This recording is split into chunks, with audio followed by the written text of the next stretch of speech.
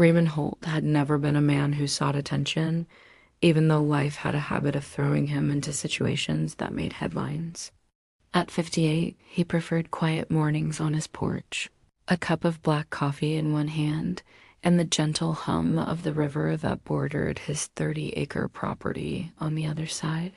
His land was older than the nearby town, older than the HOA that claimed to manage the community surrounding him, and older than most of the people who now pointed at maps and tried to redraw borders that weren't theirs to touch. The property had been passed down through 3 generations of Holts, each one adding enough sweat and labor to stitch their name deeper into the soil. Raymond took that legacy seriously, so seriously that he rarely entertained offers to sell, build, or collaborate.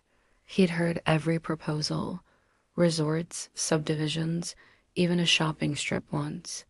He rejected all of them with a steady politeness that somehow annoyed the people asking even more. "My land isn't for sale," he'd say. "Not now, not ever." To him, that seemed clear, but clearly someone had misinterpreted. It started with the survey stakes, thin orange markings he spotted one afternoon while checking on his beehives. At first, he thought teenagers were playing pranks until he noticed the numbers scribbled at the base of each one. They weren't random. They weren't childish. They were planned.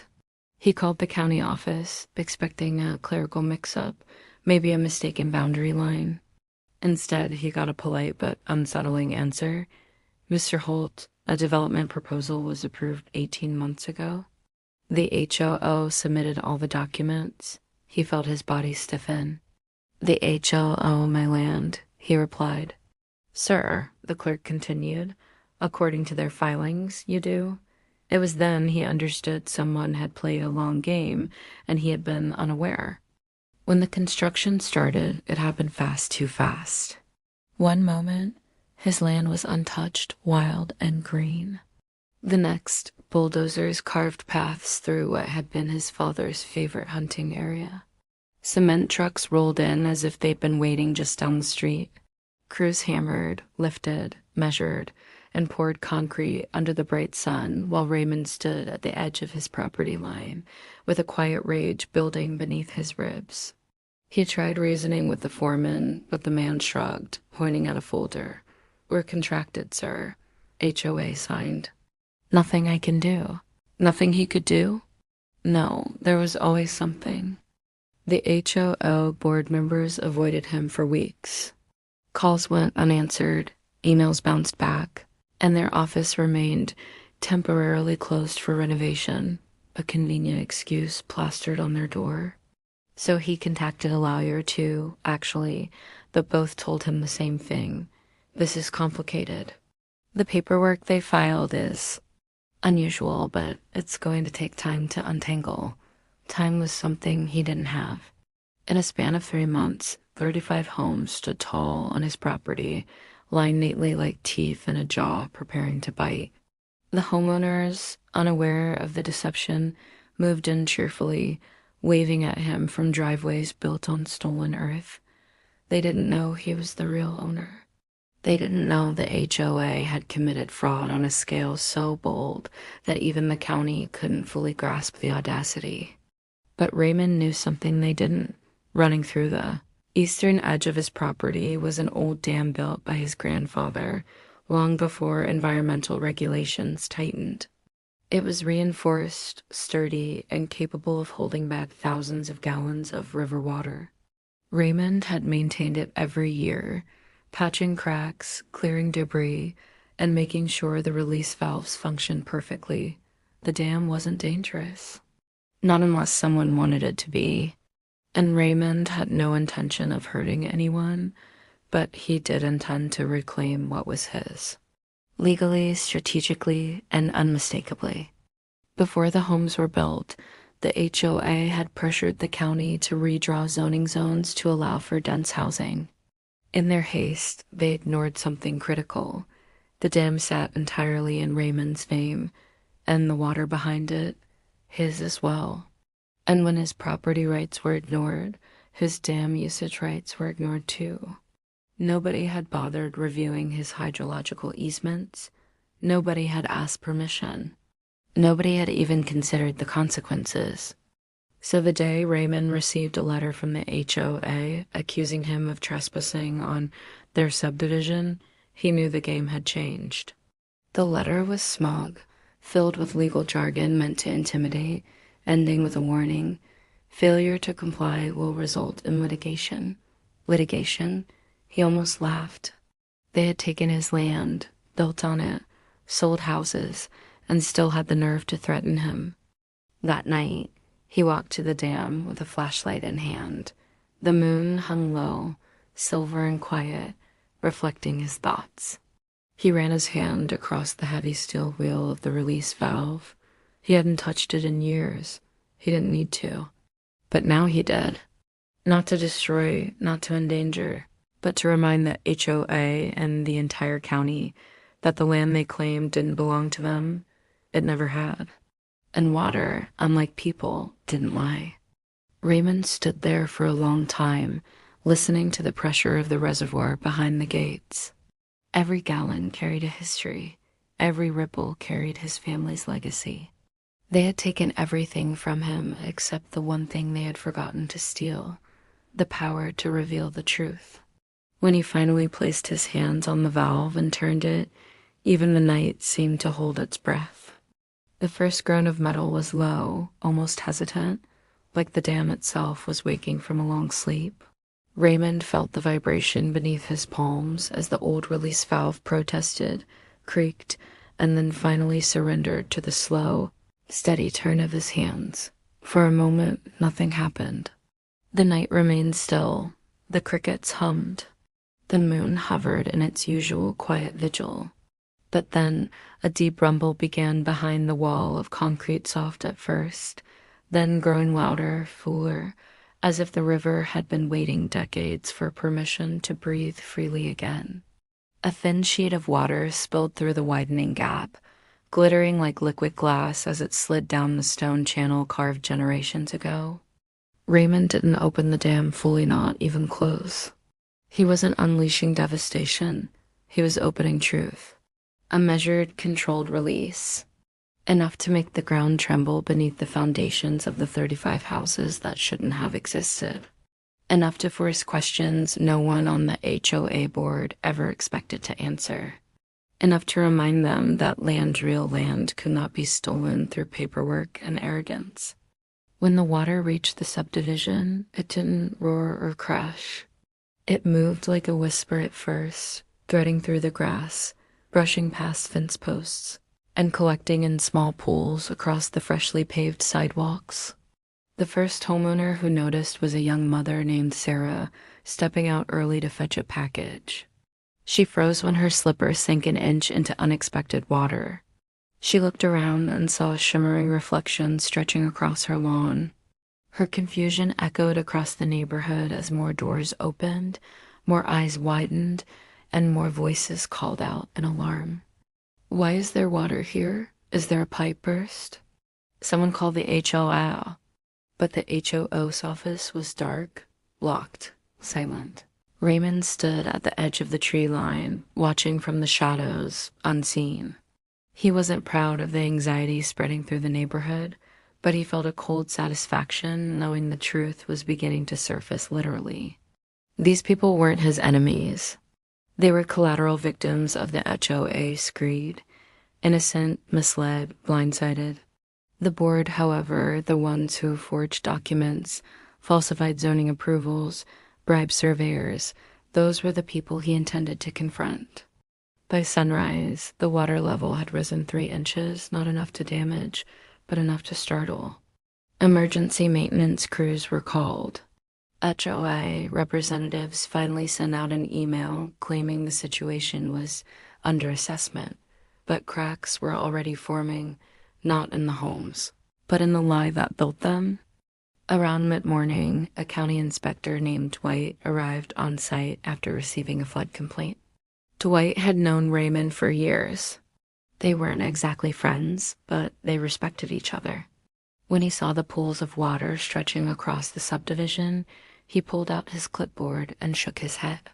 "This doesn't make sense," he muttered. This land wasn't supposed to be near a flood channel. The HOA president, a man named Gerald Quinn, hurried toward Dwight with exaggerated enthusiasm. "Glad you're here. We believe it's a municipal pipe break, probably a county issue." "A pipe break?" Dwight repeated, unimpressed. "Funny, because the water smells like river runoff, not treated supply." Gerald stiffened but smiled anyway. "Well, I'm sure the county will fix it." Dwight narrowed his eyes. "I'll look into it." Raymond watched from afar as Dwight walked toward the tree line toward him. Their eyes met. Dwight stopped, lowered his clipboard, and exhaled. "Ray," he said quietly, "tell me you didn't do anything crazy." "I did something honest," Raymond replied. "That's all. You opened the dam. I reminded them the dam exists." Dwight rubbed his forehead. "Ray, you know this is going to blow up." "I hope it does," Raymond said. "Somebody needs to clean the mess." At that moment, screams erupted from further inside the subdivision, panicked, confused, angry. Residents were gathering in clusters, talking over each other, demanding answers. Where was the HOA? Why weren't they addressing the flooding? Why were their yards sinking? Raymond knew the questions would soon evolve into discoveries. Later that afternoon, a heavy black SUV arrived. Out stepped Marcy Lauren, the county's deputy legal officer.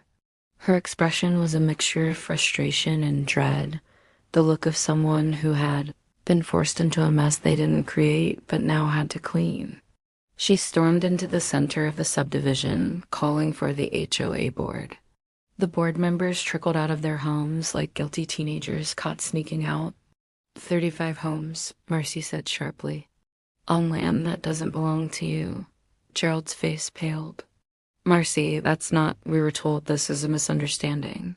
"A misunderstanding doesn't produce fraudulent deeds," she snapped. "Nor forged signatures from county officials who never saw your paperwork." The residents gasped, murmurs swelled. The truth was unfolding.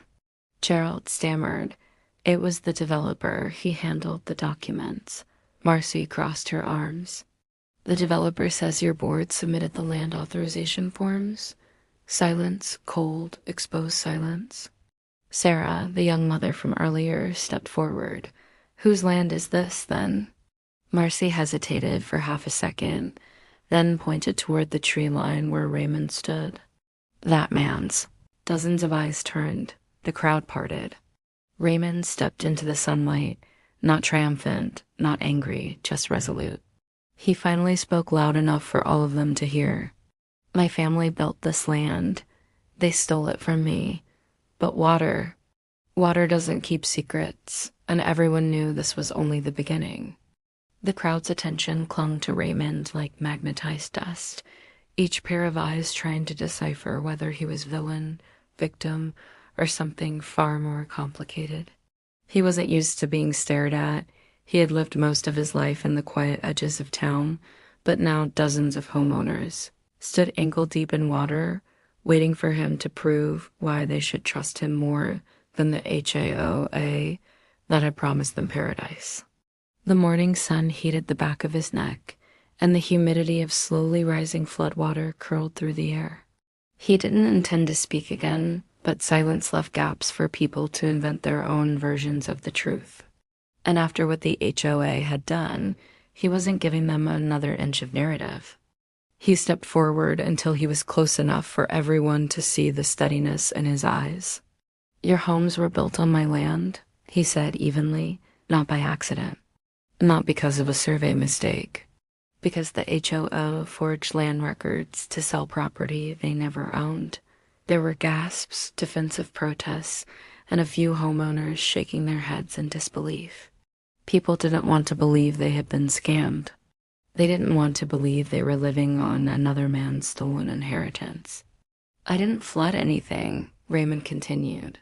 "I released water slowly legally through a dam that has existed longer than all of these houses combined. I followed every state law. The HOA didn't." His words settled over the crowd like dust kicked up from an old trail, slowly, visibly, and with weight. Dwight, the county inspector, stepped forward. His presence brought an air of authority that the people desperately needed. "Mr. Holt is correct," Dwight confirmed, flipping open his folder. "This dam predates the zoning of this area, and its controlled release is fully within his rights. The issue isn't the water. The issue is the land theft." The homeowners turned sharply toward the HOA board members, their expressions shifting from confusion to anger. Gerald looked like he wanted to shrink into the grass beneath him, while the treasurer, a tall woman named Linda, had her arms crossed so tightly it looked like her ribs hurt from the pressure. "We did nothing illegal," Gerald insisted loudly, though the tremor in his voice betrayed him. "We were given documents verifying the sale. We acted in good faith." Marcy, the deputy legal officer, cut him off. "Your signatures are on the forged acquisition forms." Gerald wet his lips. "Because we believed." "You believed nothing?" Marcy snapped. "You orchestrated everything." The tension in the neighborhood deepened, thickened, and snapped like a rope pulled too tight. Several homeowners stepped forward, their voices rising above the hum of argument. "You told us everything was approved," one shouted. "You said the lots were clean," another cried. Sarah held her son's hand and shook her head, her voice steady.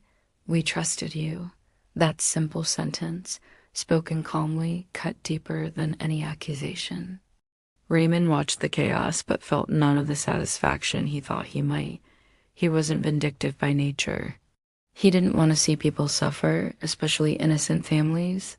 He only wanted the truth to be undeniable, unmistakable, and irreversible. And now it was.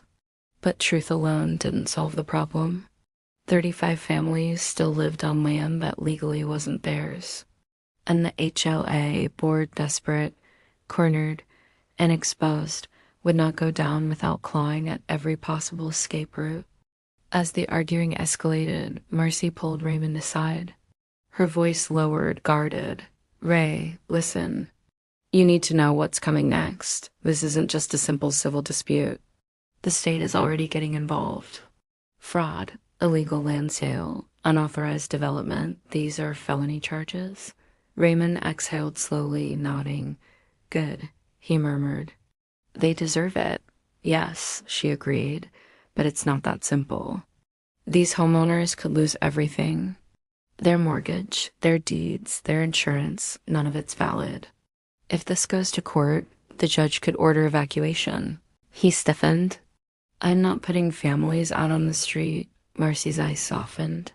"I know, and legally you don't have to, but the HOA has backed everyone into a corner. And you're right in the center of it." Raymond's jaw clenched. He had expected fallout, but not like this. Not so many innocent people dragged into the swamp of corruption someone else created. He looked over the crowd, their faces lined with fear and betrayal.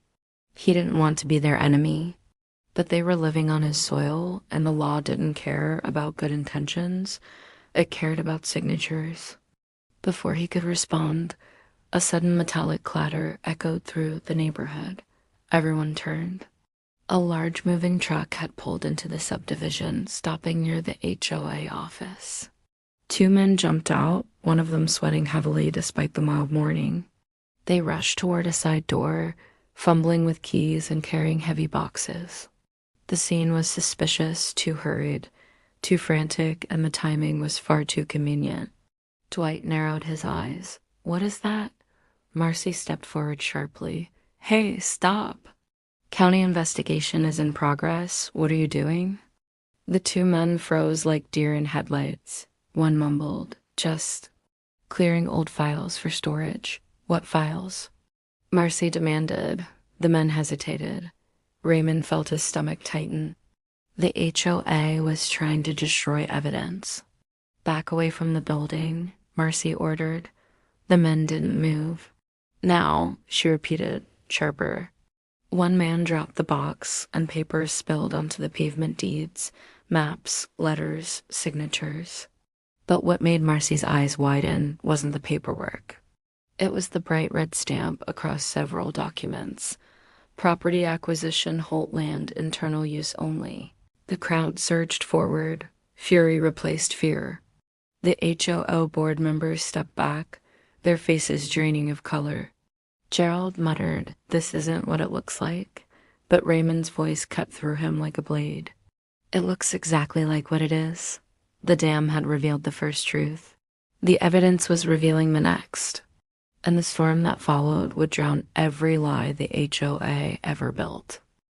The morning after the confrontation, Raymond Holt woke to a quiet that was almost eerie. The air carried a chill, and the subdivision looked different, almost subdued under the weight of what had transpired. He walked along the edge of his land, surveying the homes that had been built without his permission.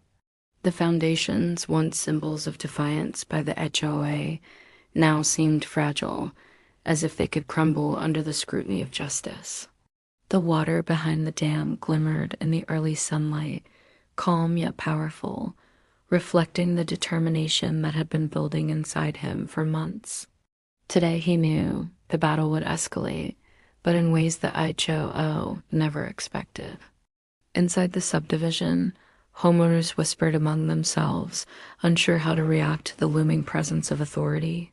Some had begun to question the legality of the board's actions, while others had already grown suspicious of the irregularities they had noticed for years. Raymond moved quietly among them, speaking softly but with conviction. "Observe the boundaries," he told a small group. "See what belongs to you and what was taken. Remember this, it's all evidence. Every moment, every interaction counts." The residents nodded, some gripping their phones, documenting what they saw, others simply staring at the water that quietly marked the property lines the HOA had tried to erase. Meanwhile, inside the HOA office, Gerald Caldwell's confidence was beginning to falter. He paced the marble floor, glancing anxiously at the papers that Marcy Lauren had cataloged from the previous night. Patricia Delaney, his attorney, whispered hurriedly, attempting to keep him focused. "Control yourself," she warned. "Every move you make is being recorded. The county is watching and the community is vigilant. You cannot afford mistakes now." Caldwell ran a hand through his hair, muttering about procedural loopholes and technicalities, yet deep down he knew that the tide had shifted against him. Raymond, having prepared carefully, approached the dam control.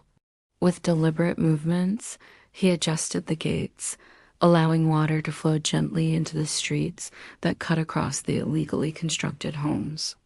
It was not meant to destroy, only to mark boundaries and reveal the truth visually. The first trickles reflected sunlight across lawns and driveways, drawing curious gazes from homeowners. Children pointed, neighbors whispered, and cameras recorded the scene. The water was subtle but undeniable, a visual proof that what had been stolen would now be accounted for. Word of the water's movement spread quickly through the subdivision. Residents gathered along the streets, some hesitantly stepping closer to observe, others standing back, wary of the implications. "Look at this," one homeowner whispered, pointing toward the dam's flow as it traced the edges of Raymond's property. It's marking exactly what's his." Others began nodding, realizing for the first time that the HOA's claims of ownership had no legitimacy. The water had become more than a flood. It was a statement, a silent but powerful declaration of justice. Inside the HOO office, Caldwell's panic grew. His attempts to contact staff and manipulate documents were thwarted by the deputies stationed outside. Every effort to regain control or hide evidence failed, leaving him increasingly desperate. Patricia Delaney tried to maintain a semblance of calm, but even she could see that the situation was spiraling beyond any defense she could provide.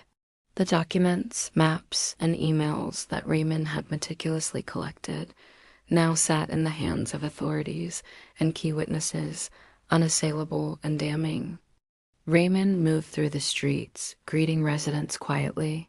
reminding them to document everything and offering reassurance. "Do not fear the water," he told them. "It is not here to harm, only to reveal. Every step you take, every observation you make, strengthens the truth."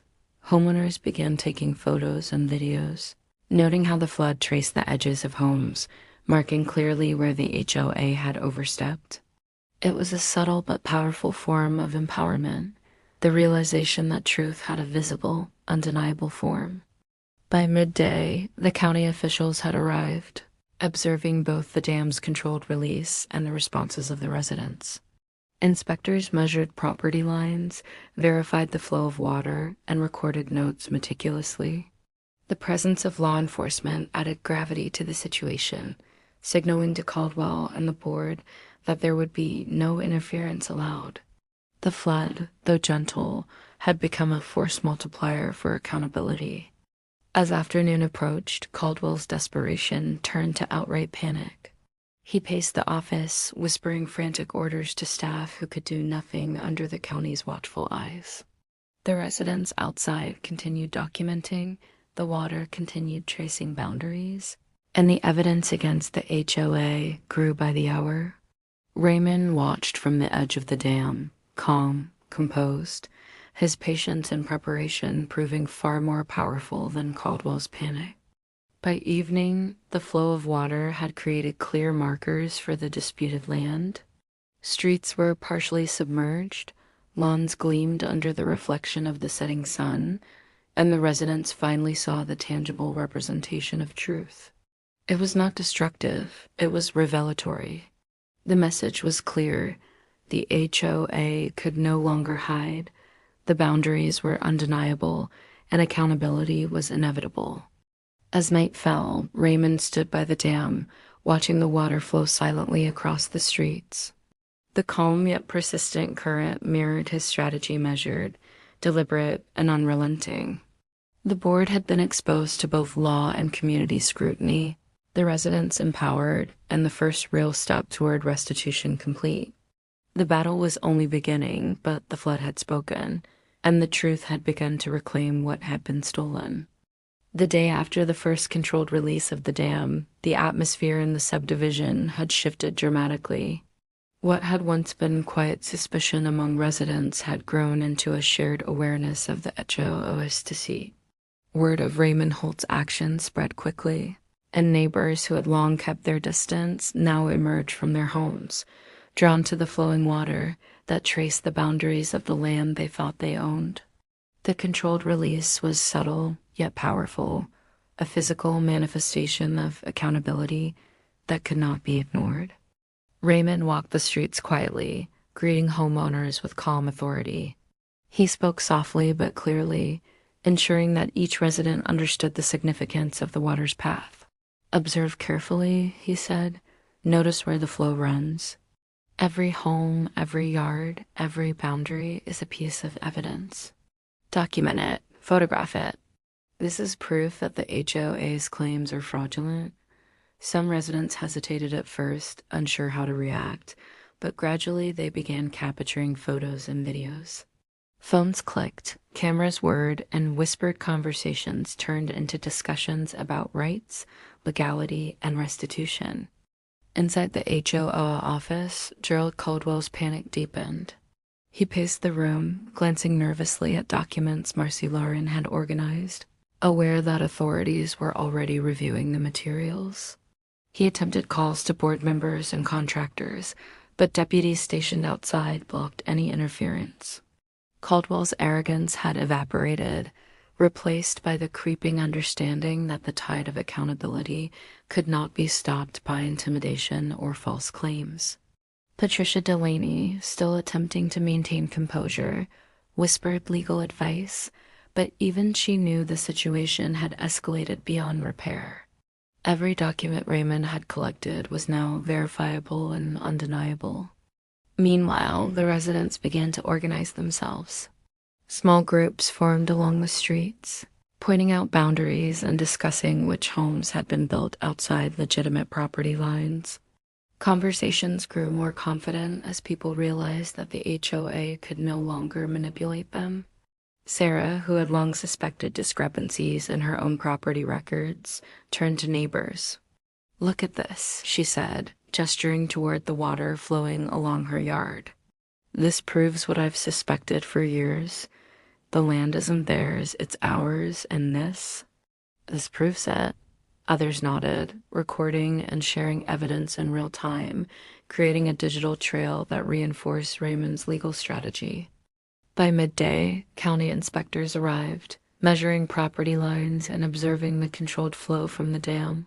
The presence of law enforcement and government officials added weight to the situation. Residents watched as boundaries were verified, taking careful notes and asking questions. Every observation became evidence. Every measurement became a statement of truth. Raymond guided them quietly, offering reassurance while ensuring they remained focused. "Patience," he said. "Let the law and evidence do the work. Document everything and stay calm. The rest will follow." Caldwell and the board attempted to rally their remaining influence, sending messages to residents and posting notices claiming the water was a hazard or an overreaction. But by this time, the residents had begun to see through the board's manipulation.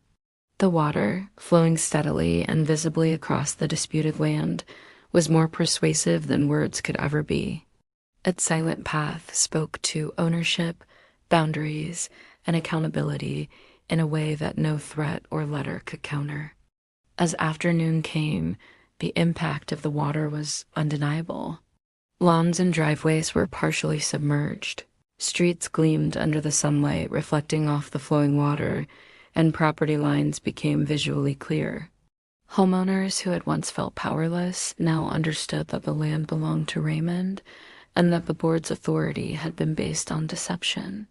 The residents' whispers grew into conversations, conversations into plans, and plans into a coordinated commitment to document every detail. They had become active participants in exposing the truth, no longer passive observers. By evening, the first formal reports from inspectors confirmed what Raymond and the residents already knew. The HOA had overstepped legal boundaries, building homes and asserting ownership on land they did not possess. The documents, combined with the visual proof of the flowing water, created an undeniable case.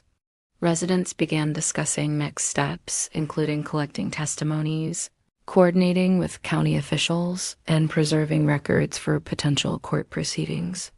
Raymond, observing the shift in the community, felt a cautious satisfaction. His patience, strategy, and careful planning were yielding tangible results. As the sun set, the subdivision was quiet but alive with purpose. The water continued to flow, marking boundaries and reinforcing the evidence that the HOA could no longer deny. Families returned to their homes, confident that truth was on their side. The dam, the controlled flood, and the unified community had created a new reality, one where deception would be met with visibility and wrongdoing would be documented, undeniable, and accountable. Raymond stood quietly at the dam's edge, watching the reflection of the sun on the water, knowing that the path to full restitution had begun. The residents were no longer afraid. They were awake, aware, and ready to reclaim their land.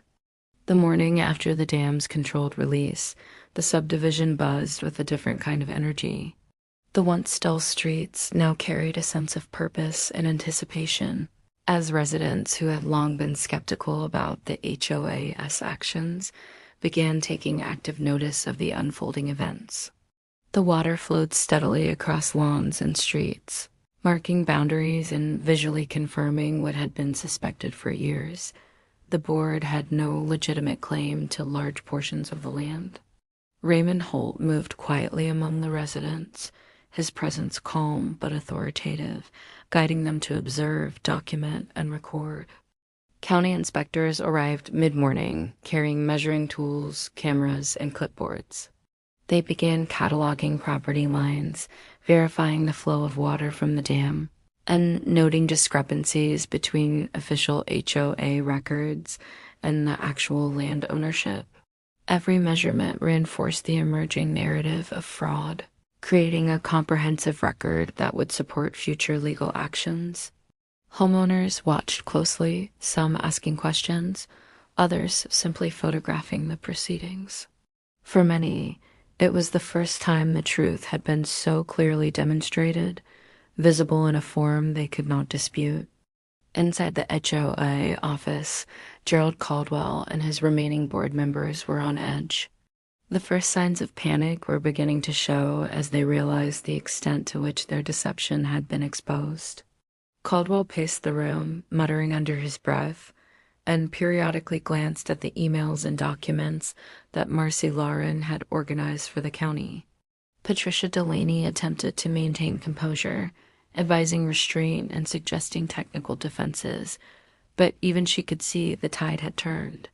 The evidence against the board was now overwhelming: forged surveys, falsified documents, and multiple instances of intentional misrepresentation.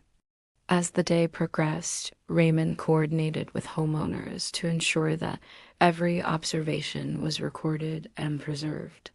"Do not speak out of turn," he instructed, "but document everything you see. Photos, videos, measurements. This is evidence, and it will be critical in court." The board cannot manipulate what is visible. Residents moved along their properties, photographing water lines, fences, and buildings, each frame serving as proof that the HOS claims were false. Slowly, the community shifted from confusion and fear to awareness and empowerment.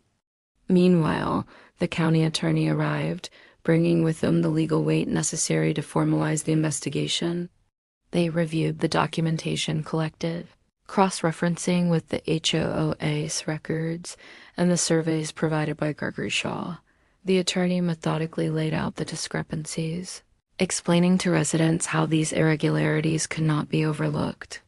The board, previously untouchable in their own domain, now faced scrutiny on a level they had never anticipated. Every misstep, every forgery, every misrepresentation was cataloged, creating an irrefutable body of evidence. Caldwell and his board attempted to intervene, sending urgent messages to residents claiming the water was dangerous or unauthorized, but these attempts had little effect. The residents had seen the water, measured the boundaries, and understood the truth. Their confidence grew, and the board's attempts to manipulate perception were met with skepticism and dismissal. Raymond remained calm, knowing that the combination of legal oversight, visible evidence, and community vigilance was a force no deception could overcome. By mid-afternoon, the inspectors' reports began to take shape.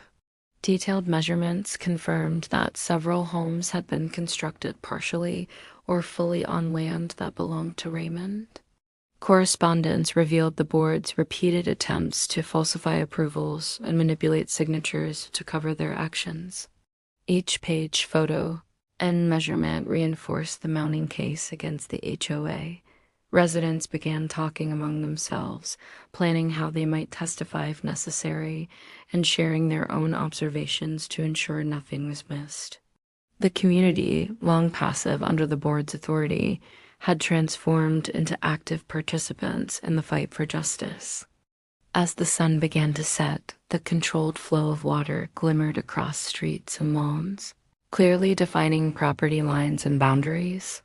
The visual clarity of the flood made it impossible for the board's claims to go unchallenged. Families who had been intimidated for years now saw evidence of their rights displayed in plain view. Raymond walked the edge of the water, observing the neighborhood and the faces of residents, some anxious, some resolute, but all aware that the tide had turned decisively. By evening, Caldwell and the board were visibly cornered. They understood that the combination of documented evidence, county oversight, and visible boundary marking had eliminated any hope of obfuscation. The controlled flood was not just a demonstration. It was a tool of justice, proving ownership and revealing wrongdoing. The residents dispersed for the night, their minds busy with what had been revealed, their spirits buoyed by the growing sense of empowerment. Raymond stood alone at the dam, watching the water flow steadily, reflecting on the long fight ahead. Legal battles, restitution, and accountability were still necessary, but the first tangible steps toward justice had been taken. The flood had spoken, and the truth was now impossible to ignore. By the following morning, the neighborhood had transformed into a scene of tense vigilance. News vans lined the streets leading up to the subdivision, their cameras capturing every inch of the water pooling across lawns and sidewalks. Homeowners, still shaken but more aware of the truth, gathered in small clusters discussing the scandal they had been unwittingly part of. The HOA board members, once authoritative and smug, now looked like fish stranded on dried pavement, disoriented, pale, and cornered. Gerald Caldwell moved restlessly near the office entrance, pacing as though that could somehow erase the damning documents now in the hands of county officials. His treasurer, Linda, avoided eye contact with anyone, clutching a briefcase as if it could shield her from the avalanche of consequences. Raymond walked slowly through the neighborhood, careful to avoid splashing water too aggressively onto anyone's property. His measured steps, calm demeanor, and resolute gaze made him appear almost statuesque, a living embodiment of justice that had been delayed but not denied. Residents paused to watch him, curiosity and a growing sense of solidarity mingling in the air. They had spent decades trusting an HOA that promised security and community growth, only to discover it had been orchestrating fraud behind closed doors. Now, witnessing Raymond stand quietly yet command the attention of everyone around him, they began to understand who the true steward of this land had been all along. Marcy, Lauren, and Dwight oversaw the early stages of an impromptu hearing, setting up a temporary outdoor station at the edge of the flooded subdivision. Statements were being recorded, evidence cataloged, and preliminary testimonies taken from the homeowners who had been misled by the HOA's lies. Gregory Shaw, the surveyor who had courageously come forward, stood beside Raymond, explaining the intricacies of the falsified boundaries and showing investigators the original, legitimate maps. They knew exactly what they were doing, Gregory stated firmly. This wasn't a mistake. It was premeditated fraud at every level. His words were methodical and left little room for doubt. Gerald Caldwell tried to interject, attempting to salvage some measure of authority. This is a misunderstanding. We acted in good faith. But Marcy's sharp hand cut through him. You forged documents, you falsified permits, and you sold land that wasn't yours. Your claims of good faith are irrelevant. Gerald's face flushed crimson, and he glanced nervously at the cameras, capturing his every reaction. Linda attempted to speak, but her voice faltered under the weight of the legal scrutiny and the residents' growing anger. Meanwhile, Raymond directed his attention to the homeowners.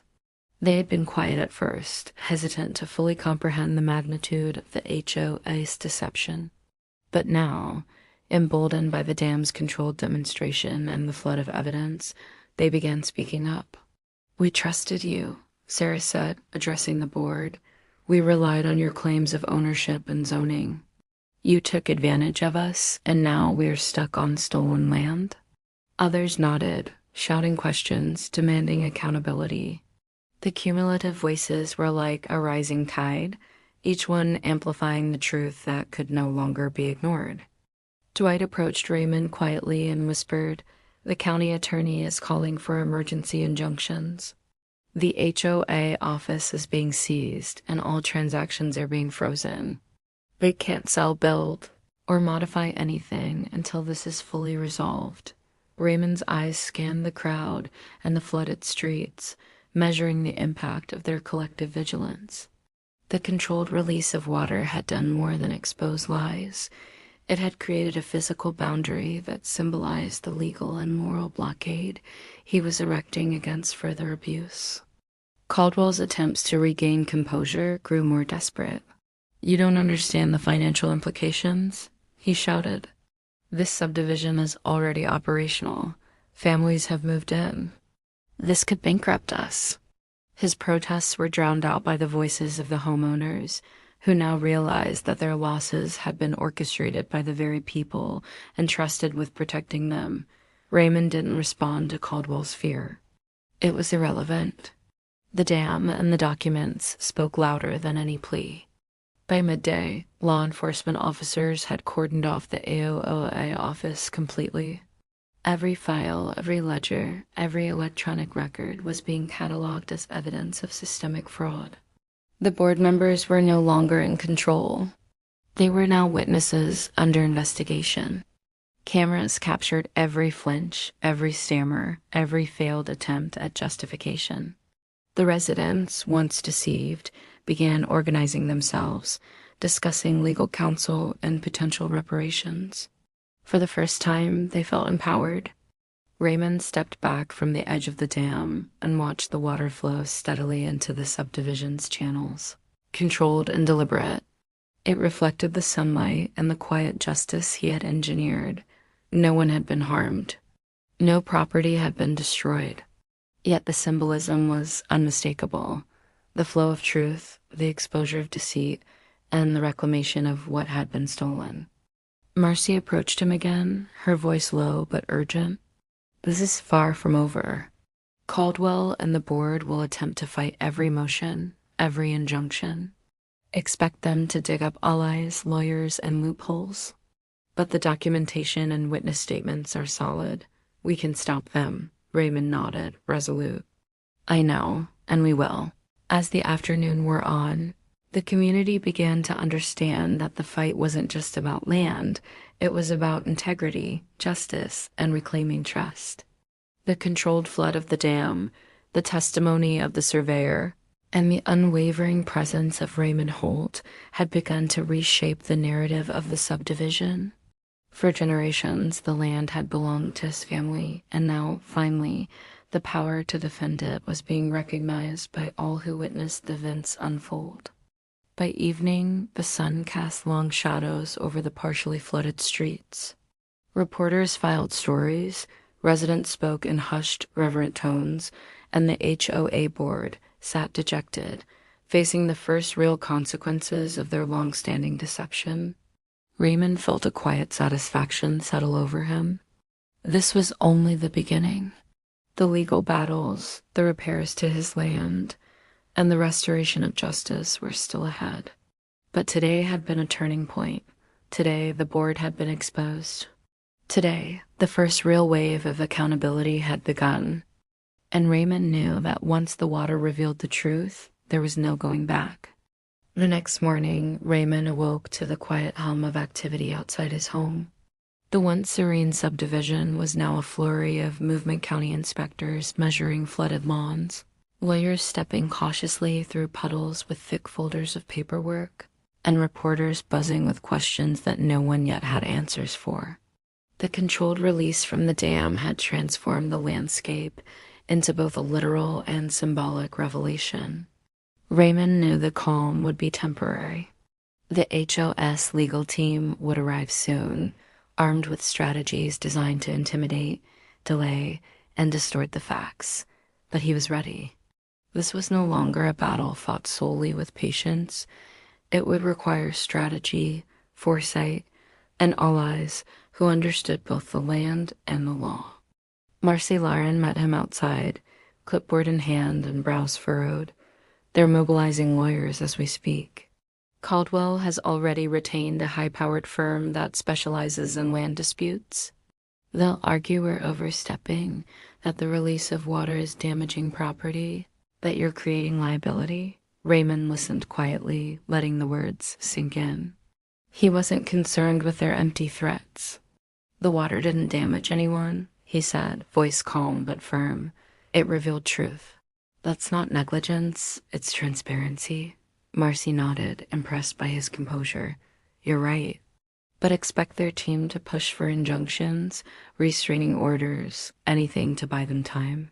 As the day progressed, the first of Caldwell's attorneys arrived, a tall, sharp-eyed woman named Patricia Delaney. She strode into the partially flooded streets, her heels clicking against the waterlogged asphalt, and immediately began barking orders at Caldwell, and the remaining board members. "You should have taken care of this years ago," she snapped at them. "Now the county, the media, and your homeowners are all witnesses. This is going to be messy. Very messy." Caldwell muttered something about delays and strategy, but the fear in his eyes betrayed him. Raymond observed the scene from the edge of his property, noting the subtle shifts, the board's nervous glances, the homeowners' curious and anxious expressions, the reporters lining the edges with cameras trained on every movement. He understood the power of optics, and he let them play out naturally. Each puddle reflecting the sunlight, each waterline creeping through sidewalks and yards, was an unspoken testament to the board's deception. The media didn't need explanation. The photographs and video would speak louder than words. By midday, Dwight had gathered the homeowners for a brief briefing. He explained that any legal action taken by the HOA would now be under scrutiny, with all documentation and witness statements already in the hands of county authorities. "This isn't just about stopping a development anymore," he said. "It's about exposing a systematic scheme of fraud. You all need to stay calm, keep records, and provide statements when asked. The more we document, the stronger the case against the HOA becomes." Raymond stood nearby, quietly listening. He was pleased to see the homeowners beginning to understand the stakes, realizing that their future rested on truth and accountability rather than fear. Meanwhile, Gregory Shaw, the surveyor, was busy walking the perimeter of the property with a team of county inspectors. He pointed out the original boundaries, highlighting the discrepancies in the HOA's claims. Each measurement and testimony chipped away at Caldwell's story. "Everything they're claiming beyond this line is fabricated," Gregory explained. "They knew the land was yours. They built knowingly." The inspectors took notes, snapped photos, and confirmed measurements. The evidence was piling up, solid and undeniable. In the late afternoon, a small crowd of homeowners gathered near Raymond, whispering among themselves. Some were angry, some were anxious, and some were simply overwhelmed. Sarah approached him, her voice trembling slightly. "Mr. Holt, what happens if they fight this in court? Can they really take back what they built on our land?" Raymond shook his head. "They can try. But the truth doesn't bend to threats. Every forged signature, every falsified map, every illegal transaction is documented. The law may move slowly, but it will move." She nodded, comforted slightly by his certainty. As the sun began to set, Patricia Delaney called a brief meeting with the HOA aboard. Her tone was sharp, professional, and unyielding. "The media coverage is not in your favor," she said. "Your homeowners are witnesses, your documents are compromised, and the county has full control. Any attempts to intimidate or manipulate will be recorded and used against you. You are now entirely on the defensive." Caldwell's face paled as the gravity of the situation sank in. For the first time, the board understood that their attempts to cover up decades of fraud had failed. The controlled flood of the dam had done more than reveal water, it had exposed their entire operation. Raymond returned to the dam one last time as night fell, standing silently as the water flowed steadily. It glimmered in the dim light like a silver ribbon, marking boundaries, tracing truth, and symbolizing accountability. This dam, this water, this controlled release, it had become a tool for justice far greater than any courtroom. He knew the legal battles ahead would be intense, drawn out, and exhausting. But the first wave had already hit. The board's lies were exposed, the homeowners awakened, and the county fully aware of the scheme. And as he watched the water move, Raymond understood something profound. Sometimes, the simplest, most patient forces like water were also the most relentless. They cut through stone, exposed secrets, and carved paths for justice that no human interference could stop. The legal storm was approaching. The HOA was cornered, and Raymond Holt was ready. The following morning, the air was thick with tension. The streets of the subdivision had become a strange blend of chaos and order. Flooded sidewalks reflected sunlight. County inspectors walked with clipboards in hand, and homeowners cautiously wandered the streets, speaking in hushed tones about what had been revealed. Gerald Caldwell had called an emergency meeting of the HOA board in the partially evacuated office. His usual confidence had been replaced by an almost tangible panic. Linda and the other board members huddled around him, whispering frantically, but every plan they tried to articulate dissolved in the reality of mounting evidence against them. The documents, maps, and witness statements, now in the hands of county authorities, had stripped them of any authority beyond the office door. Patricia Delaney, the high-powered attorney they had retained at the last minute, paced the room. Her heels clicked sharply against the marble floor as she gestured toward the scattered papers on the table. "Listen carefully," she said, her voice cold and precise. "You've been cornered. Every document, every signature, every email is now being used to build a case against you. Any attempt to mislead, obstruct, or intimidate witnesses will not only fail but make things worse. Caldwell, your role is public and recorded. You cannot hide behind excuses or delay tactics. The county will not allow it." Gerald swallowed hard, trying to muster a defense, but we can still argue procedural errors, technicalities. "Surely there's a loophole?" Patricia's glare cut him off. "There are no loopholes for fraud and falsification of records. You sold land that was not yours. You forged documents. You built homes illegally. You manipulated surveys and zoning. That's not procedural, it's criminal. And now you're facing the consequences." Meanwhile, outside, the controlled release from the dam continued to glisten in the sunlight. Small streams of water trickled across the roads, flowing past the foundations of homes built illegally on Raymond Holt's land.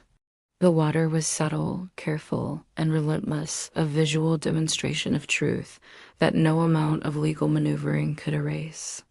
Homeowners gathered at the edges of the streets, phones in hand, capturing images and videos.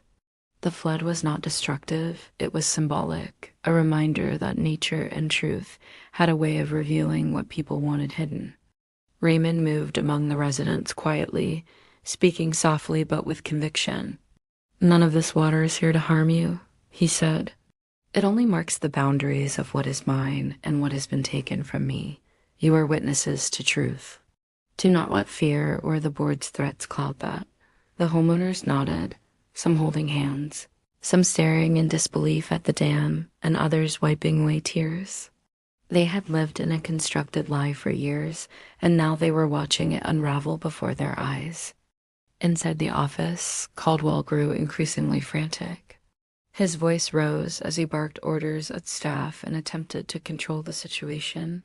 "Get those documents, hide the emails, lock the server, do something." But the panic only intensified his mistakes. The county officials outside had full control over access to the office, and Marcy Lauren was overseeing every step. Every movement of the board was monitored. Every attempt at obstruction could be documented and added to the growing case against them. Suddenly, Gregory Shaw, the surveyor, appeared in the office doorway. "They're trying to manipulate more documents," he said quietly. "I saw someone trying to move old files into storage. They were going to falsify things again." Marcy's eyes narrowed. "Not on my watch," she said sharply. She motioned to the deputies who had been stationed around the office. Within minutes, the staff attempting to interfere were removed, and the remaining documents secured under county supervision. The board members could do nothing but watch, powerless to stop the unraveling of their carefully constructed deception. By mid-afternoon, the media had arrived in full force. Cameras, drones, and microphones surrounded the property, capturing footage of the flooded streets, the cautious homeowners, and the beleaguered HOA board members. The story was no longer about minor property disputes. It was about a systemic, years-long fraud that had impacted dozens of families. Caldwell's attempts at public statements were weak and unconvincing. his every word contradicted by visible evidence and documents now held by county officials. Raymond stood at the edge of the dam, arms folded, watching as the events unfolded with measured calm. Every action by the board, every futile attempt to regain control, only strengthened his position. The floodwaters reflected his resolve, and he knew that the HOA's collapse was inevitable. The law, the media, and the community were now aligned in one undeniable truth. The land had been stolen, and the perpetrators were exposed. As evening approached, Marcy gathered Raymond and a few trusted homeowners. "Tomorrow, the county attorney will begin formal proceedings," she said. "The board will be interrogated. Their assets may be frozen. The subdivision may be temporarily placed under legal oversight until ownership and compensation are determined. And you will have to testify about everything you've seen." Raymond nodded silently. "I am ready," he said. He understood that this was only the beginning of the legal storm, but the first wave had already broken against the board's lies, and now there was no turning back. The water continued to flow, gentle but relentless, marking boundaries, revealing truth, and symbolizing accountability. The board's power had been shattered, the residents' eyes had been opened, and Raymond Holt's fight for justice had entered a new phase one where law, evidence, and patience would finally reclaim what had been stolen. And as night fell, the dam glimmered under the moonlight, silent yet commanding, a steadfast reminder that the truth could not be contained. The following morning, the subdivision buzzed with a different kind of energy. It wasn't just the rising sun or the gentle lap of water against lawns. It was the presence of authority, law, and an unshakable sense of inevitability. County attorneys, inspectors, and deputies had arrived early, their vehicles forming a semicircle around the neighborhood, creating a perimeter that left no room for interference. Raymond watched from the edge of his property, the documents from Gregory Shaw neatly stacked in a waterproof folder under his arm.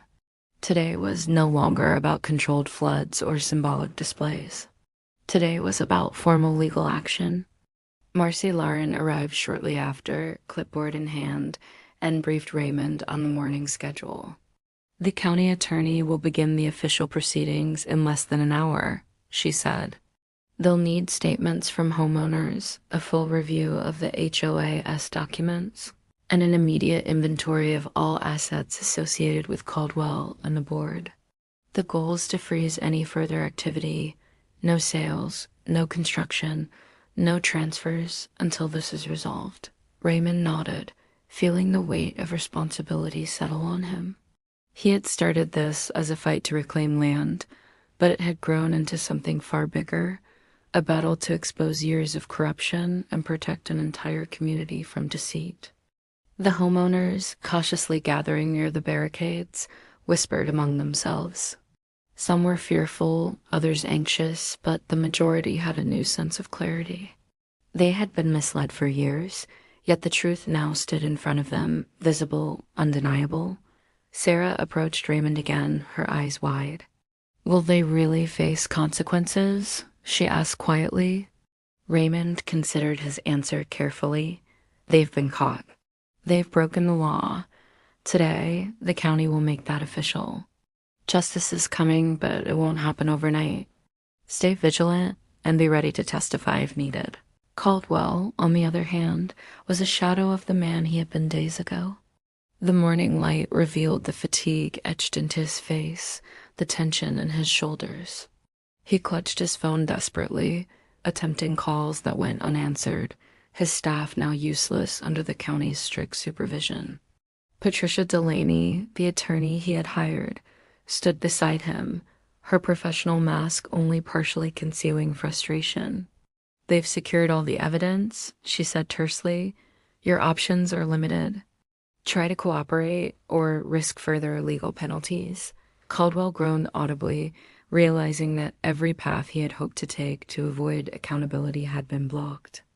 At precisely 9 o'clock, the county attorney's team arrived.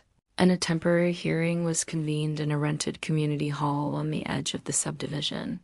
Raymond, Gregory Shaw, Marcy, and a select group of homeowners were present, along with Caldwell and the remaining HOA board members. The attorneys wasted no time outlining the scope of the investigation.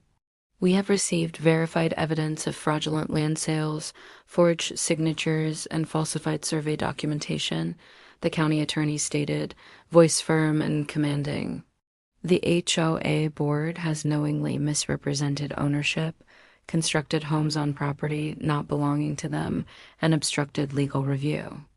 Immediate injunctions will be placed to halt all sales and construction, and all relevant parties are required to provide testimony.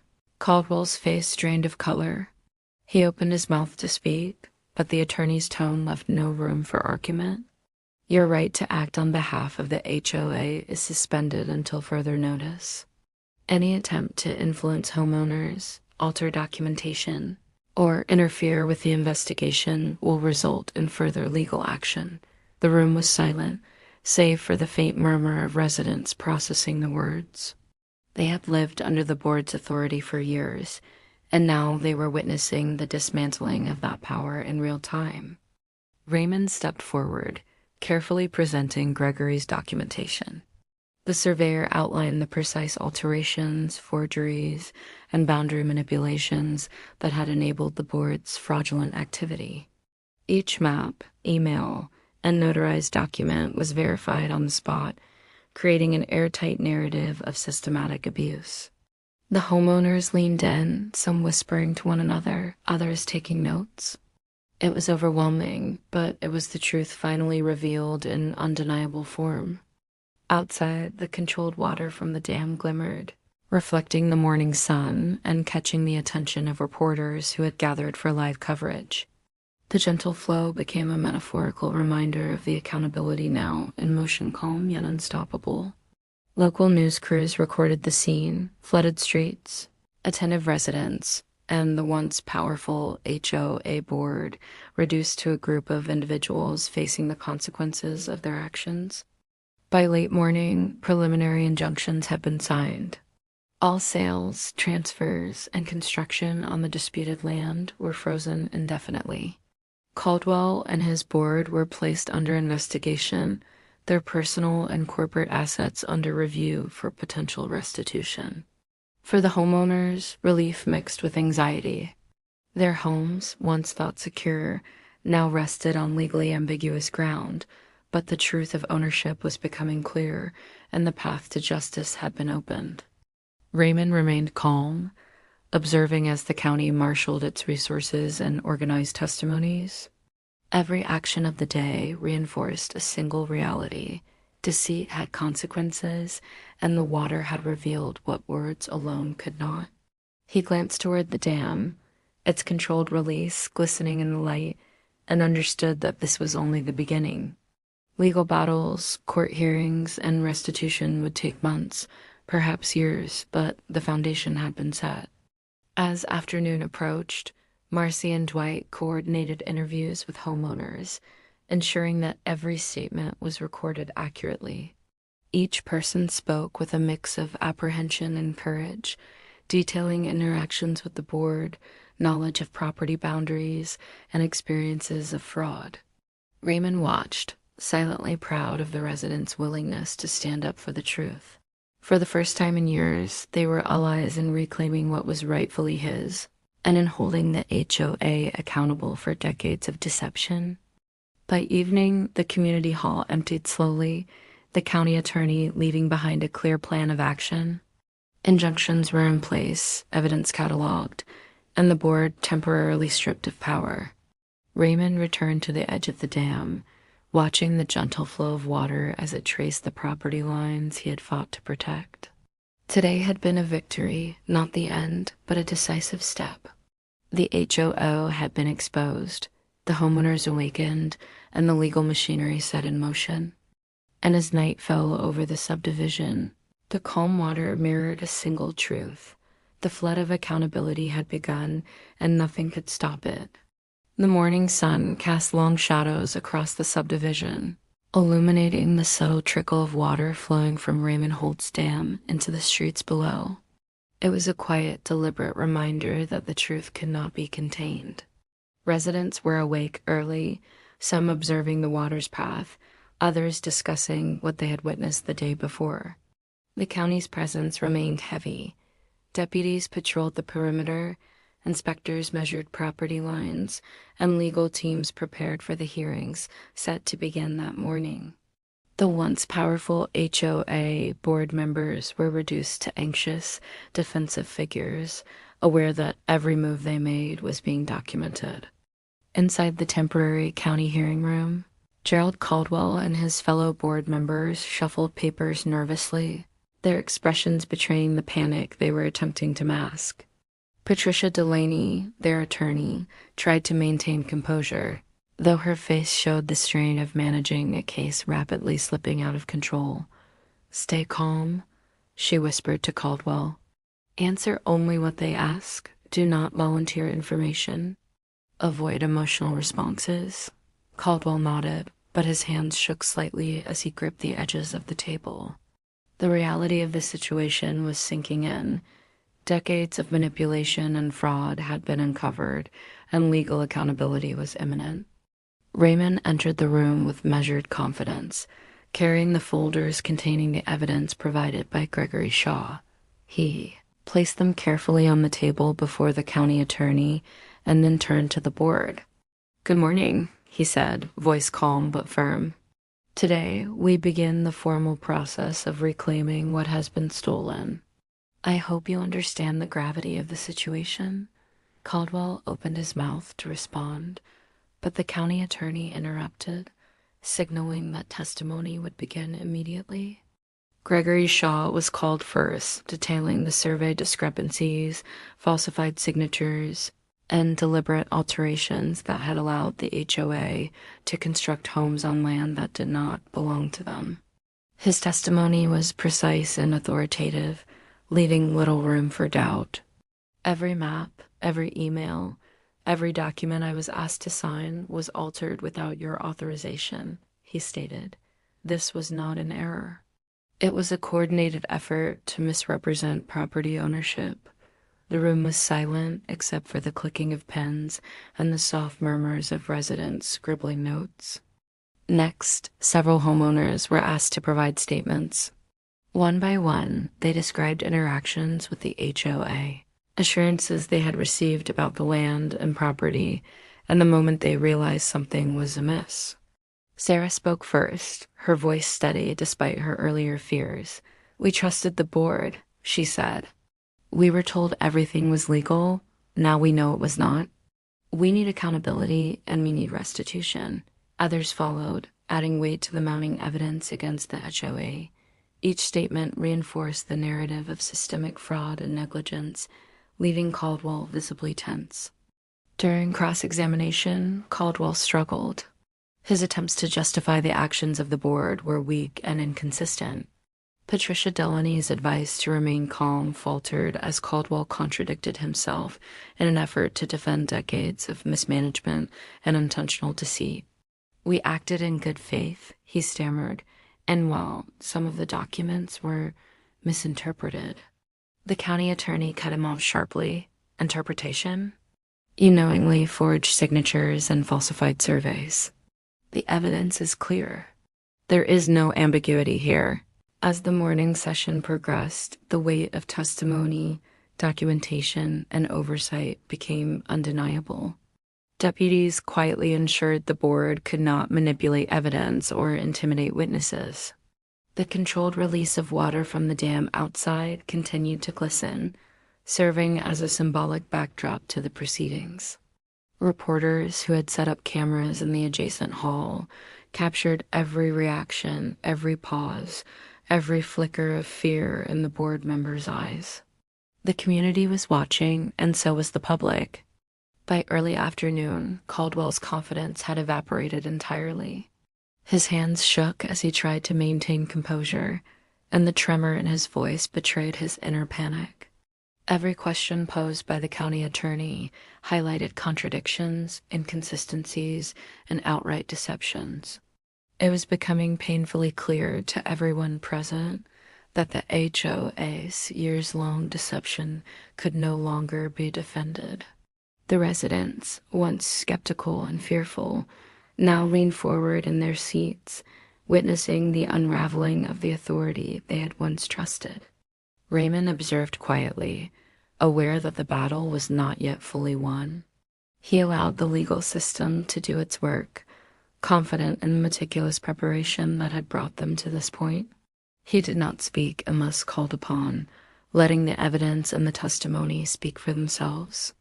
Outside, the water continued its steady course, marking property boundaries, revealing the truth, and symbolizing accountability. The dam, the flood, and the documentation had created a chain reaction that no board member could escape. By late afternoon, the first motions were filed. Injunctions were expanded to cover additional properties. Assets of the board members were frozen pending restitution, and county investigators began drafting criminal referrals for intentional fraud, forgery, and obstruction of justice.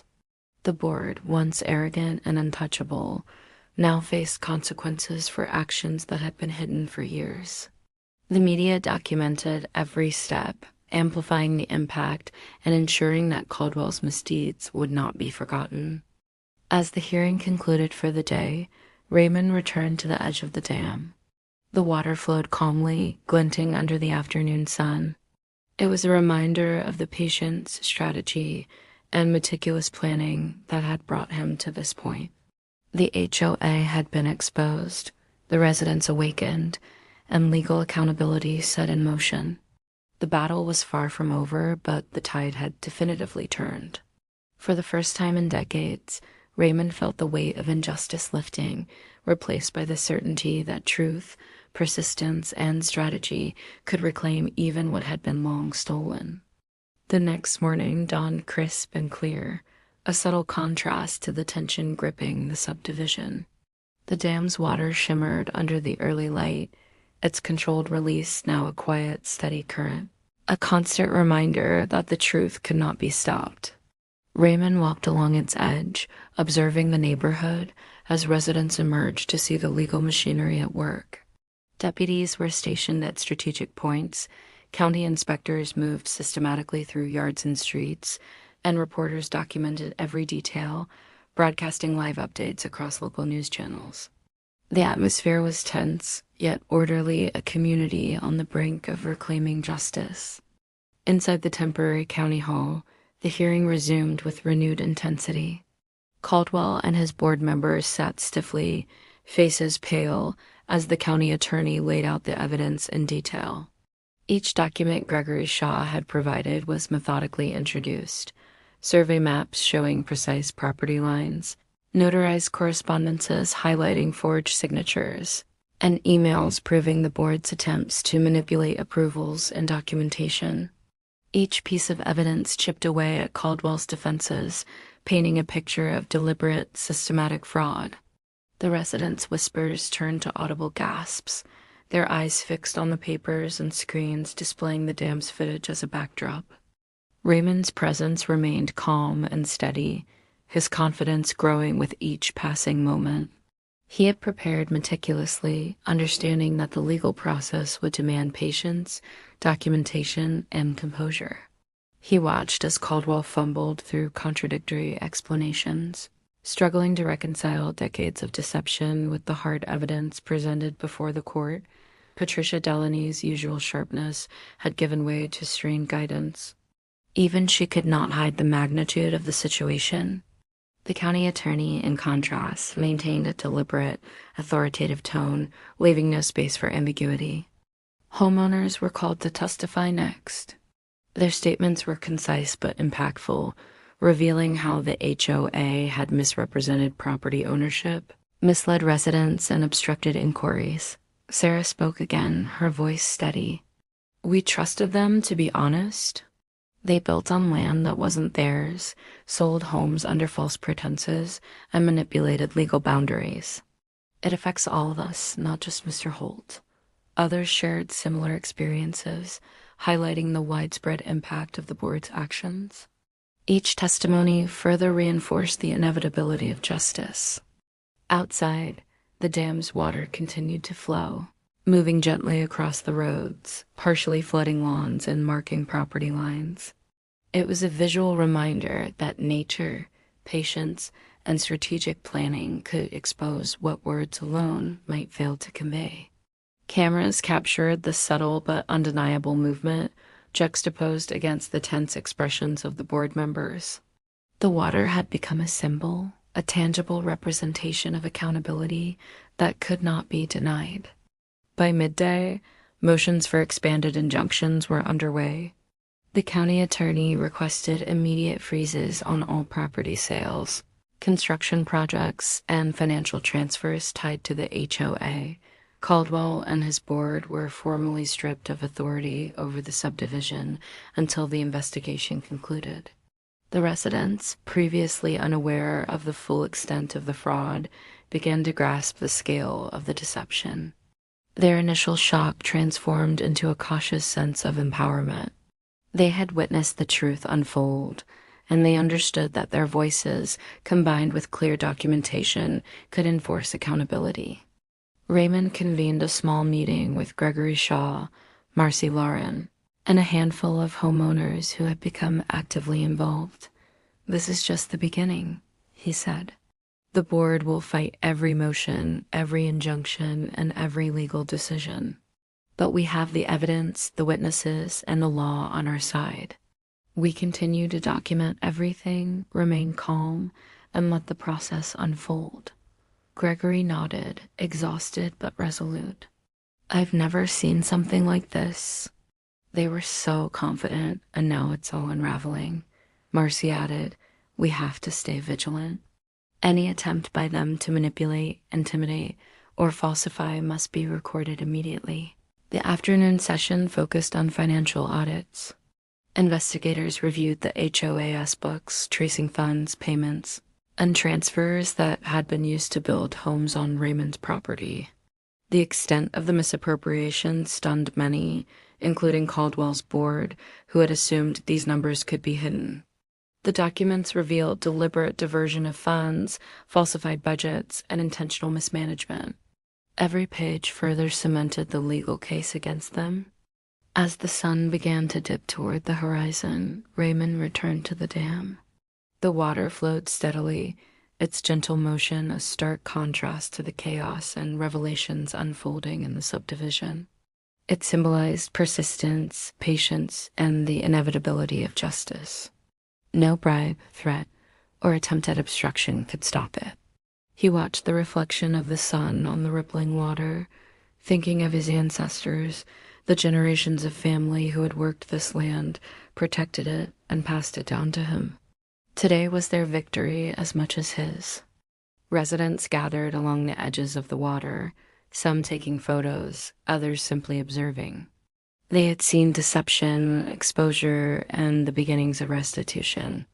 The HOA board had been stripped of authority, investigations were underway, and legal proceedings promised to continue until justice was fully realized. Raymond Holt, quiet but resolute, had transformed not only his own fate, but the fate of the entire community. As night fell, the dam glimmered under the moonlight, calm and unwavering. The controlled flow of water had begun a cascade of accountability, exposing fraud, protecting homeowners, and setting in motion a legal reckoning.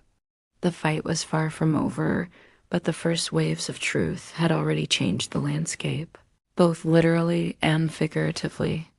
Raymond knew that in the days ahead, the battle would test patience, endurance, and strategy. But with evidence, law, and the unwavering flow of truth on his side, he was ready.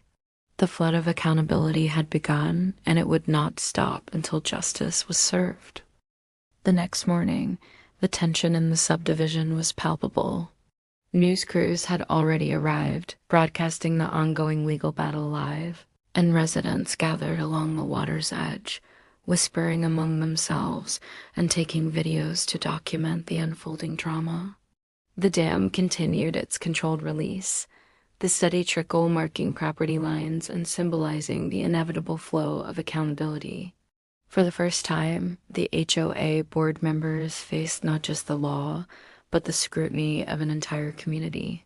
Gerald Caldwell's usual confidence had long since vanished, replaced by a pale, shaky demeanor that betrayed the weight of his misdeeds. Inside the temporary county hall, the proceedings resumed. County attorneys meticulously presented evidence, one document at a time, creating an airtight case against Caldwell and the board. Gregory Shaw's survey maps were displayed on large monitors, juxtaposed against the fraudulent documents the HOA had attempted to pass off as legitimate. Each comparison was damning. Homeowners, seated along the side of the room, whispered and nodded in disbelief, seeing for the first time the full scope of the deception. Their trust had been violated for years, and now the evidence left no room for doubt. Caldwell tried again to defend himself, his voice cracking. "We acted in good faith. There was no intent to deceive." But the county attorney cut him off sharply. "Intent is irrelevant. The evidence shows deliberate alteration of surveys, forged signatures, and misrepresentation of ownership. You knowingly built homes on land that did not belong to you. The law will hold you accountable." Caldwell's hands trembled as he fumbled with papers, and even Patricia Delaney's stern demeanor could not mask the growing sense of inevitability. Outside, the dam's water flowed steadily, glistening in the sunlight and reflecting the gravity of the events unfolding. Reporters captured the juxtaposition, calm, patient water cutting across the landscape while the board crumbled under scrutiny.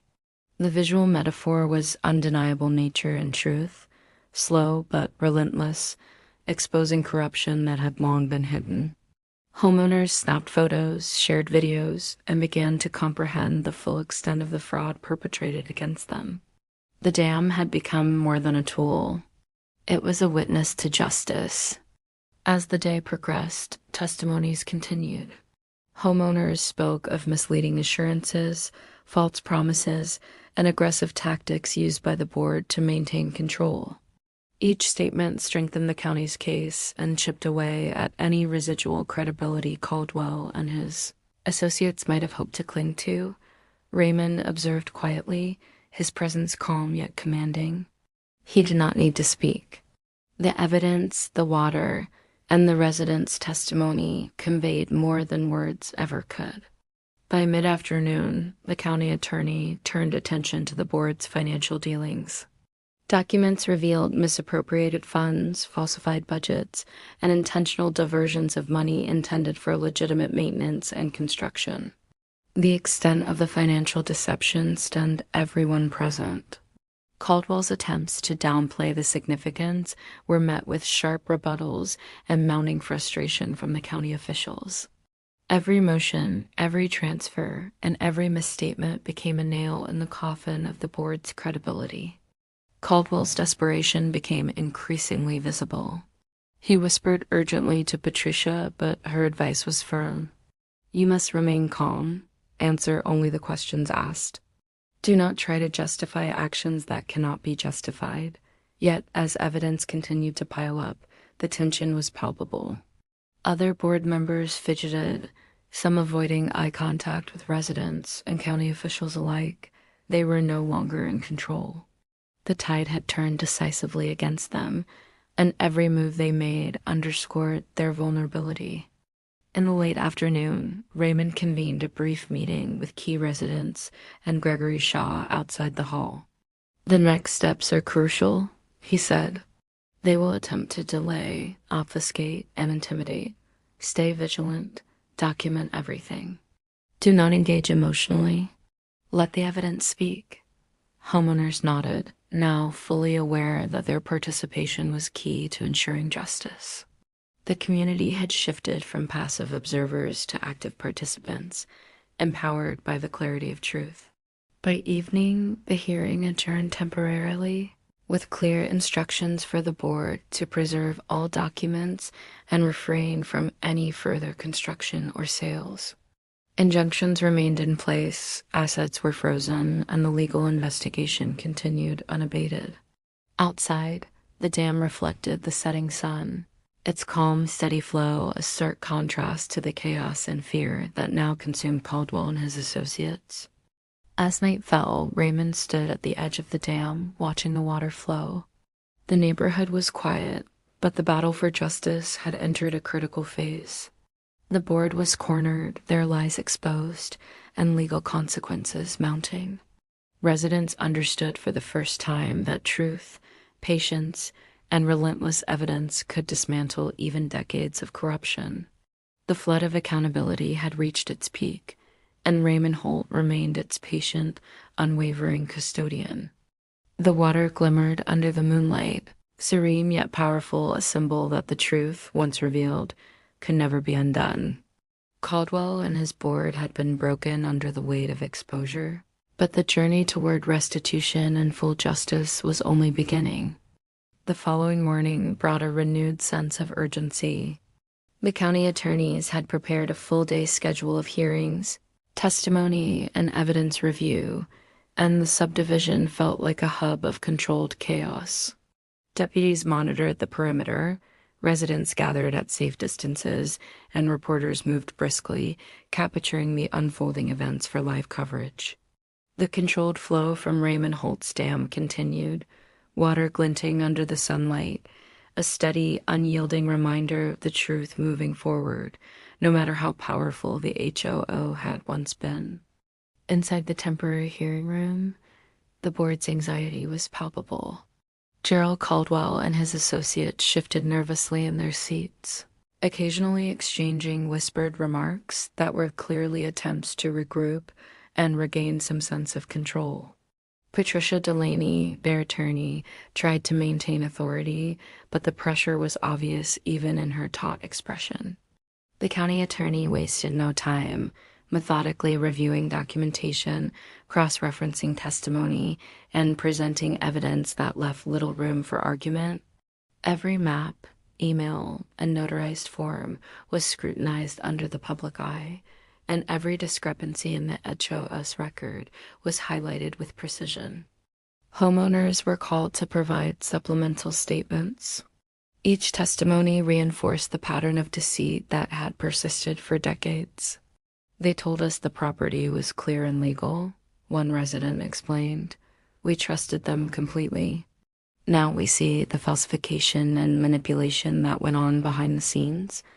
Others spoke of aggressive tactics used to silence questions or avoid accountability, each adding weight to the county's case. Every voice strengthened the narrative of fraud and reinforced the community's united stand. Raymond observed quietly, letting the legal system take its course. He didn't need to intervene. The evidence spoke more clearly than any argument he could make. Yet he occasionally nodded to residents, giving subtle encouragement as they recounted their experiences. The board members, by contrast, fidgeted, their earlier arrogance replaced by a mounting sense of despair. The dam outside continued its gentle, deliberate flow, a visible symbol of how truth had a persistent way of cutting through lies, no matter how deeply they were buried. By mid-morning, the financial records were reviewed in depth. Auditors highlighted patterns of misappropriation, funds diverted from legitimate maintenance, falsified budgets, and illegal transfers associated with unauthorized construction. The scope of the fraud stunned even the most seasoned county investigators. Caldwell attempted to defend the actions, citing clerical errors and misinterpretations, but his explanations were weak, inconsistent, and easily disproven by the documentation presented. Each rebuttal only cemented the county's position, leaving the board with no credible defense. Outside, residents gathered around the water's edge, observing as the dam's controlled release traced the original property lines. Children pointed, adults whispered, and cameras captured the scene from multiple angles. The water had become more than a physical presence. It was a narrative in itself, illustrating the reclamation of what was rightfully Raymond's and exposing the illegal occupation of homes built on stolen land. For the first time, the visual impact of the flood paralleled the legal impact in a tangible, undeniable way. By late afternoon, preliminary orders were issued. Caldwell and the board were formally restricted from any construction or sale activity. Their assets were frozen pending investigation, and the county confirmed that criminal referrals would be prepared for charges including forgery, fraud, and obstruction of justice. Residents, though anxious about their own properties, now had clarity. They had witnessed the collapse of the board's power and understood that restitution and legal resolution were forthcoming. Raymond met with a few trusted homeowners and Gregory Shaw to discuss next steps. The board will attempt to fight back, he warned. They will hire more lawyers, file motions, and seek delays, but we have the evidence, the law, and public support. Stay vigilant, remain cooperative, and document everything. Our strength lies in transparency and patience. Gregory nodded, exhausted but determined. This is the culmination of decades of deceit, but seeing it unravel is remarkable. As the sun dipped toward the horizon, the dam's reflection glimmered, highlighting the calm but unstoppable flow of water. It was a reminder that justice, once set in motion, moved with steady inevitability. Residents lingered, watching, photographing, and silently acknowledging that the tide had irrevocably turned.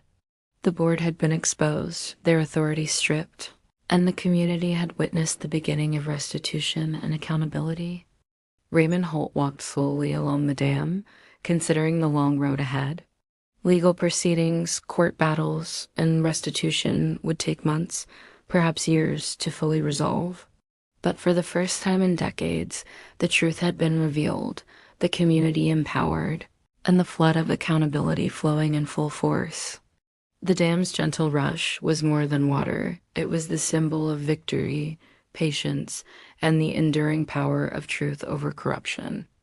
As night fell, the subdivision was quiet, except for the soft ripple of water moving steadily from the dam. The first waves of justice had already been felt, and Raymond Holt knew the fight was not over. But with evidence, law, and unwavering resolve, the final reclamation of his land and the full accountability of the board was within reach. The morning air was crisp and sharp, carrying a sense of anticipation that even the flowing dam could not soften. Today marked the culmination of months of legal proceedings, community coordination, and meticulous documentation. Residents gathered at the water's edge early, cameras in hand, while deputies and county inspectors maintained their organized perimeter. The dam's steady release continued, a calm yet relentless reminder that the truth had no intention of stopping. For Raymond Holt, today was not just the end of a battle, it was the beginning of true restitution. Inside the temporary county hall, the final hearing convened. Gerald Caldwell and his remaining board members entered, faces drawn and pale, fully aware of the evidence stacked against them. Patricia Delaney, despite her professional resolve, carried the weight of a losing battle. The county attorney, however, exuded calm authority, outlining the final findings: systematic fraud, falsified surveys, forged signatures, misappropriation of funds, and obstruction of justice. Every claim Caldwell had previously attempted to make was dismantled with precise documentation and verified testimony. The room was tense, yet the outcome felt inevitable. Homeowners were called to provide final statements. Their words were measured, firm, and resonant. "We lived under deception for years," one resident said. "But now, justice is here, and we will not let it be ignored." Others recounted the subtle ways in which they had been misled and the personal and financial impacts of the board's actions. Each statement reinforced the county's position and underscored the strength of the community united against corruption. Raymond listened quietly, nodding in affirmation. These voices were as powerful as any legal argument.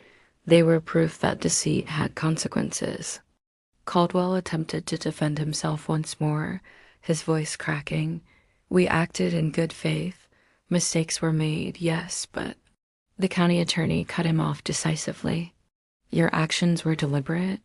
The evidence is clear, the testimony is consistent, and the residents' experiences corroborate the documentation. This is not a matter of interpretation. This is a matter of law. You and your board will face full accountability. Caldwell's shoulders slumped as the gravity of the final judgment settled over him. Outside, the dam's water shimmered under the morning sun. The flow, gentle yet inexorable, traced the property lines and symbolized the reclamation of what had been stolen. Reporters captured the visual narrative, broadcasting images of flooded streets, steadfast water, and homeowners standing in solidarity. The message was unmistakable. Deception could not survive exposure, and truth, like water, would find its course. By midday, the county attorney read the final orders. Caldwell and the board were permanently stripped of authority over the subdivision. Assets tied to illegal construction and sales were frozen and placed under county control. Full restitution was to be made to Raymond Holt, ensuring that the land he had rightfully owned was returned, along with compensation for damages and disruption. Criminal referrals were filed for forgery, fraud, and obstruction, signaling that the legal consequences extended beyond civil restitution. The community watched in silent awe, understanding that justice had not just been pursued but achieved. Raymond stepped outside to meet the residents. They gathered around him, faces filled with relief, gratitude, and cautious hope. "This is not just my victory," Raymond said, his voice steady, carrying authority and calm. "It is ours. We have reclaimed the land, exposed corruption, and ensured accountability.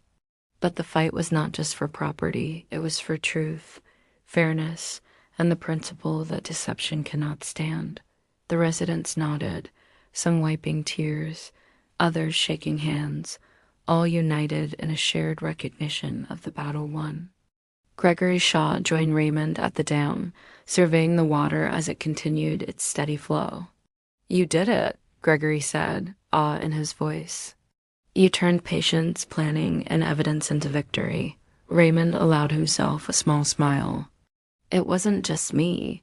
It was the law, the community, and even the water."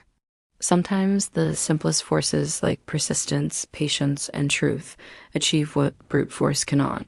By late afternoon, the residents began restoring their homes and streets, assessing the areas affected by the controlled release of the dam. The water had revealed property lines, cleared the board's falsified claims, and left a visual reminder of the justice that had been achieved. There was work ahead: repairs, legal follow-ups, and the ongoing protection of property rights, but the foundation for truth and restitution had been firmly established. As the sun set, the dam reflected the warm hues of the evening sky, its calm waters symbolizing the resolution of a long-fought battle. Raymond stood at the edge, looking over the flowing water, the reclaimed land, and the community that had endured deception yet remained resilient. The journey had been arduous, filled with tension, uncertainty, and confrontation, but it had ended in justice. The residents returned to their homes, empowered, vigilant, and united. Caldwell and the board had been exposed, their deceit dismantled, and restitution ensured. And Raymond Holt, standing quietly beside the flowing water, understood the enduring truth. When patience, evidence, and unwavering resolve converge, even decades of corruption cannot withstand the flood of accountability. The water continued its steady flow, calm, persistent, and unyielding, a final testament that truth always finds its path, and justice, once set in motion, cannot be stopped. The end.